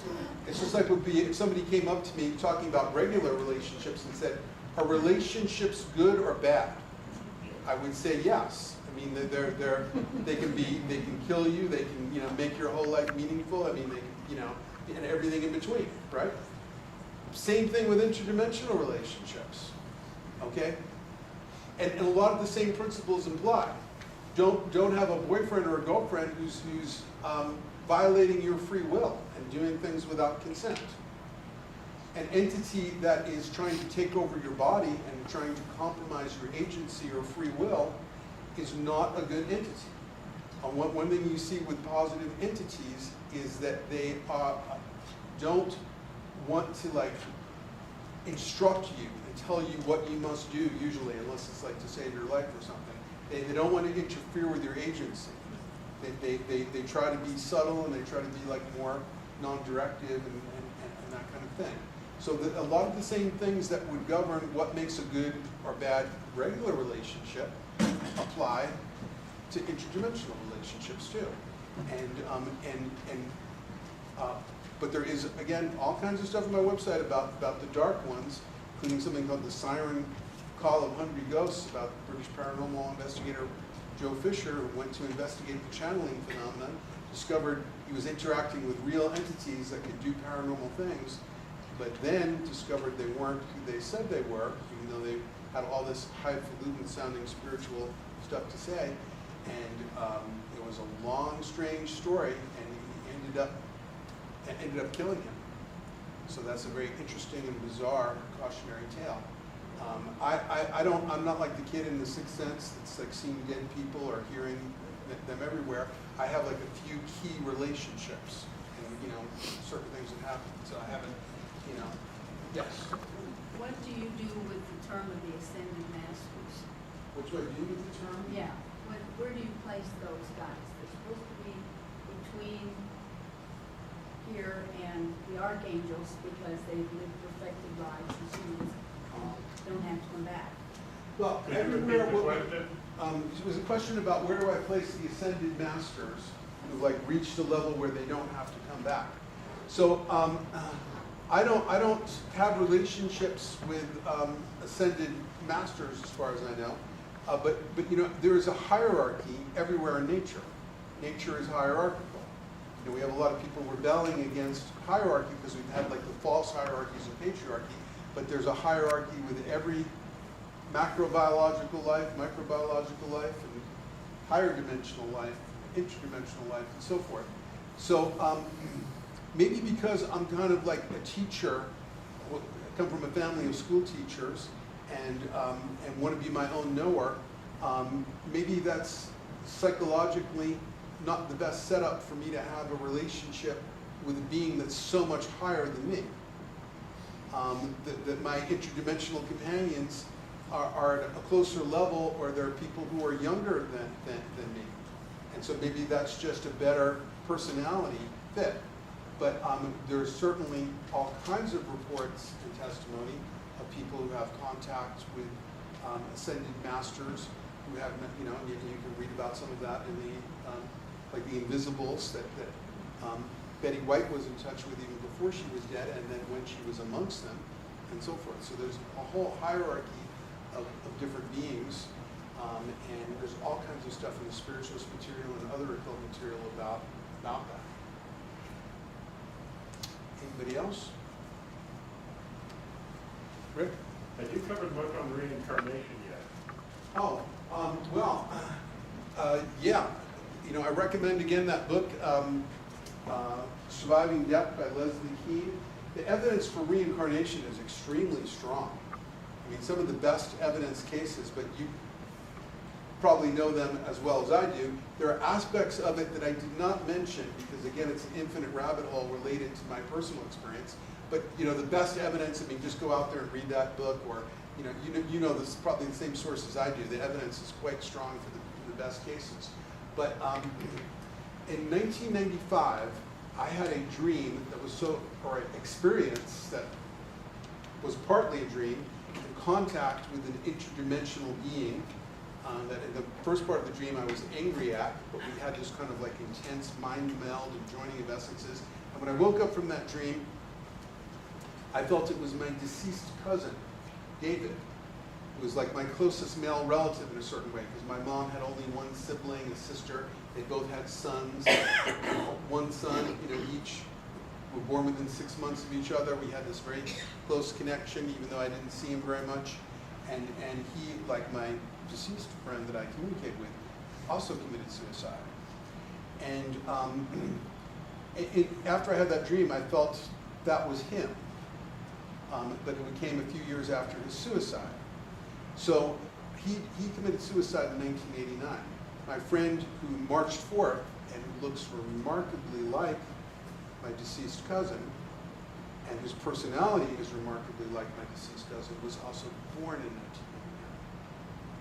1989. So, but I don't buy into like a specific one system of reincarnation. I think it can happen in many, many different ways, but I definitely feel like reincarnation is real, and I've had many experiences in my life that seem to suggest it as well. Yes, sir. Many of the families in India mark the back of the neck of the deceased with chalk, so they will recognize the reincarnation when they return with that particular odd mark. Yeah, in cultures that are more friendly to reincarnation, and remember, like Christianity, it was the Council of Nicaea that put together by the Roman Emperor Constantine, where by a vote of hands they decided whether we're going to believe in reincarnation or not, and that reincarnation lost. So that's why it wasn't part of Christianity. But in India, that's very friendly to it. That's where we find a lot of the strongest cases. But one of the commonalities is that somebody who is, say, like died by a spear or a bullet or whatever, will have a birthmark in that same spot. But they have a whole system, like the Tibetans, of like where they will show somebody who's they recognize as a reincarnation of the Dalai Lama or whatever. They'll show possessions of the previous incarnation mixed in with possessions from other people, and if they're a valid reincarnation, they'll be able to pick out the correct personal items. Yes. The name of that book? Surviving Death by Leslie Keane. Yeah. Well, Surviving Death will definitely bring it up. Keane, I don't know if it was K-E-A-N-E or K-E-A-N. K-E-A-N? Okay, yeah. She did a book on ufology too, but that book, I think, the Surviving Death book, I think, is better. There's a terrific book called The Return of the Revolutionaries, and it's written by a doctor, I think, Stu, and he's hooked up past lives and found pictures or statues, and they look just the same.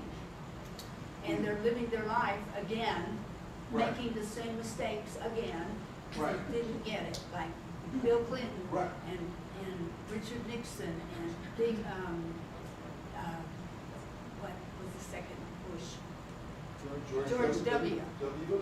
They look identical, and they're doing the same thing again, thousands of years Right. later. Well, this is a theory, another possible way of reincarnation. I don't think it's just that only one way of it can be correct, but it's the Groundhog Day model, where you, if you've seen the movie Groundhog Day, and there have been this seems to be coming up in popular culture, where there are a number of movies and fantasies about living the same life in a loop, but learning new things each time. And there seems to be evidence of this of a kind. At least I heard an Australian researcher who studies deja vu, and one of the things, according to his research on deja vu, is that deja vu is much more commonly reported by young people than older people. And his theory is that as you get older, you've deviated from the loop more, and that's why you have less moments of where it feels like you've been there before. I don't know, but it's an interesting theory.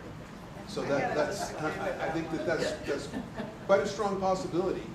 And there are a lot of moments in my life where it feels like I've been here with this person before, but now we're playing it out differently.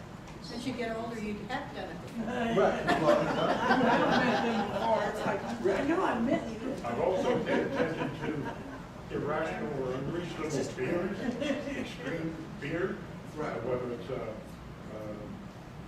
sharp objects, fire, heights. Right. It's very possible that's what killed you in a previous experience. Exactly. And it sticks with you. Right. I also have things, antiques I was extremely drawn to. Right. And I wrote them down and drew them, and then I looked them up on the internet. And 3 different things I found were made used within 10 years of each other, all of them. In certain arenas. The U.S. Cavalry. Things that you're really drawn to. Right. That's a test. Somebody's talking to you. Yes, I agree with all of those points. And by the way, that is part of the reincarnation literature, is that somebody who died by drowning or fire, part of their recovery of their past life experience will often be reflected in having the symptom of, without having had a drowning or fire, trauma in their current life, they will they will have that fear, and then they will recover a memory of a past life that ended through that means. So that is well known, and you have to, if you just look at children and somebody who is growing up in a trailer park where none of the parents are musical, but as soon as they can crawl to the nearest musical instrument, suddenly they display stunning musical genius. Where does that come from?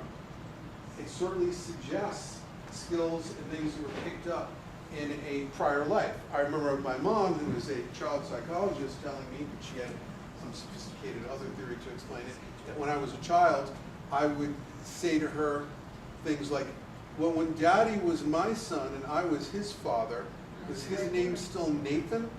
And I thought it was funny because I thought Nathan was an older man's name or something. But I assumed that I was the larger being and that I had been his father. And I pointed out to her, my name is Jonathan and my name contains his name.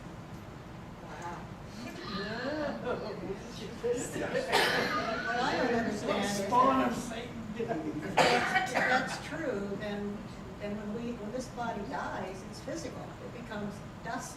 Right. And so the next person that's born doesn't have that information in their brain's brand new. Doesn't have any information in it.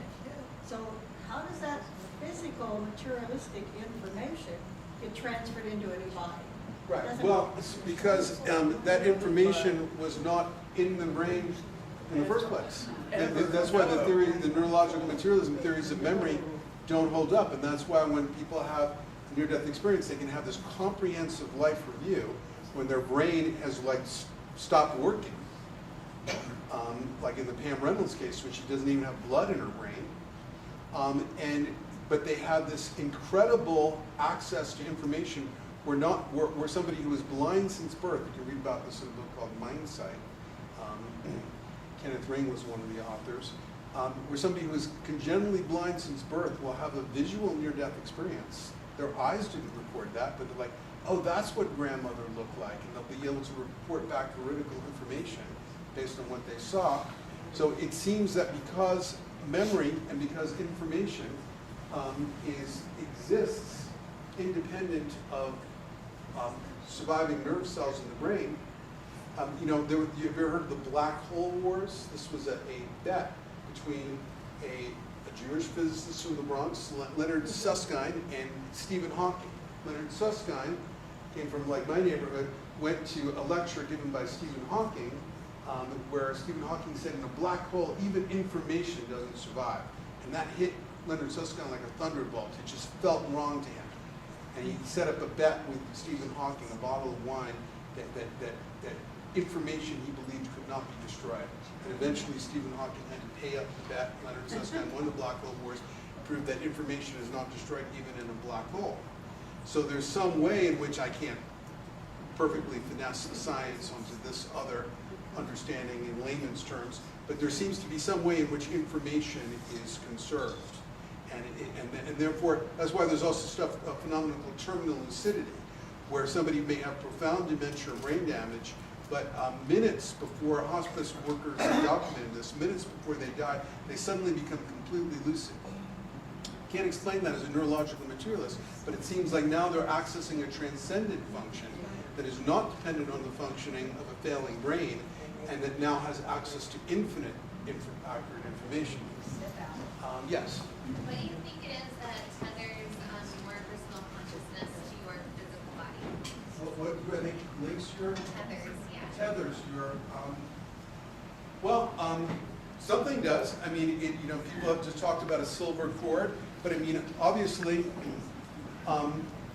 evolutionary biology and the need to survive. We just take it for granted, but every night we go off into another dimension called the dream time. There's also like dreamless sleep where we seem to disappear, but somehow we reboot that connection every day.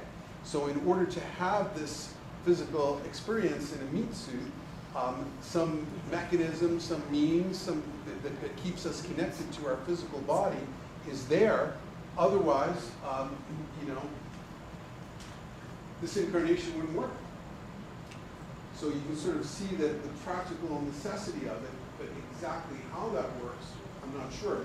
But people who study such things, out-of-body experiences, and that kind of thing, like my friend Gabriel Sereni, they concluded basically when you're dreaming, you're sort of automatically having an out-of-body experience. You're at least a few inches above your body, but then you come back into it. And as soon as you open your eyes, you get flooded with all the sensory information and you lock onto your body again. But if you take an hallucinogen that's powerful, you can feel very displaced from your body, or like ketamine, you can feel profoundly disassociated from your body. But hopefully you'll come back into equilibrium and you can get back into your body like people have near-death experience. But it's often unpleasant. One woman who had a near-death experience said that coming back into her body was like putting on dirty underwear. Often they don't want to come back. Jung didn't want to come back after he had a near-death experience in the 1940s after a nearly fatal heart attack. He was depressed for 6 months after. Other people don't want to come back. They come back because they feel morally obliged to with sort of relationships, or that they have to continue the life mission. Yes, sir. Do you think the use of hallucinogens can help you bridge the gap to here and there? Well, it's the same kind of thing. Are relationships good or bad?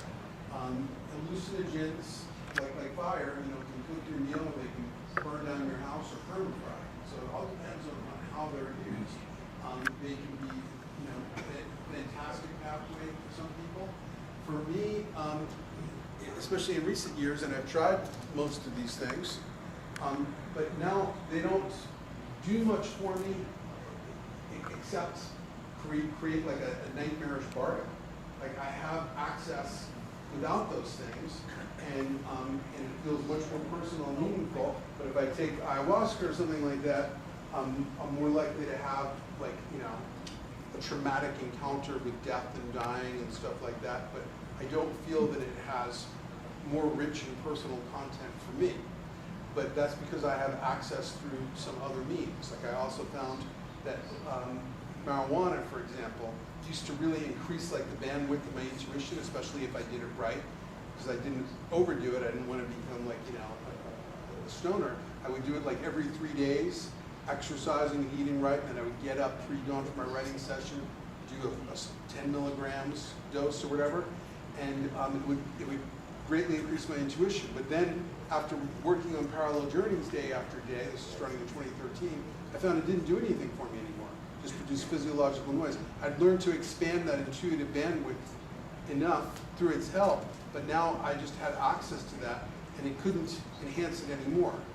So it all depends. Everybody has to be their own alchemist. It all depends on your unique individual needs, where you are in your life cycle, and so forth. So everybody has to kind of experiment judiciously, but use them as hallucinogens. Don't take it in a dense social context usually. Take it when Terrence, my late colleague Terrence McKenna used to recommend silent darkness and stuff like that. But take it in the right setting. I think we all these kind of principles are pretty well known. Anybody else? All right. Well, I think we're out of time. So thank you so much for coming out.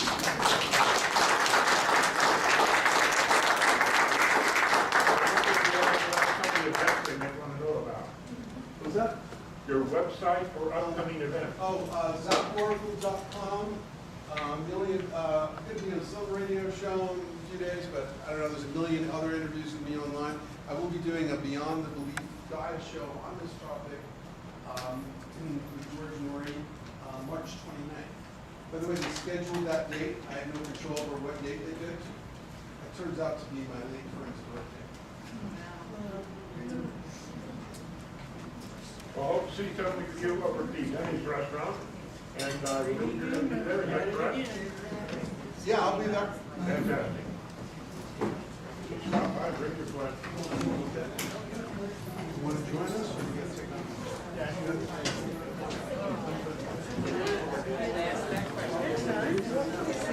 time.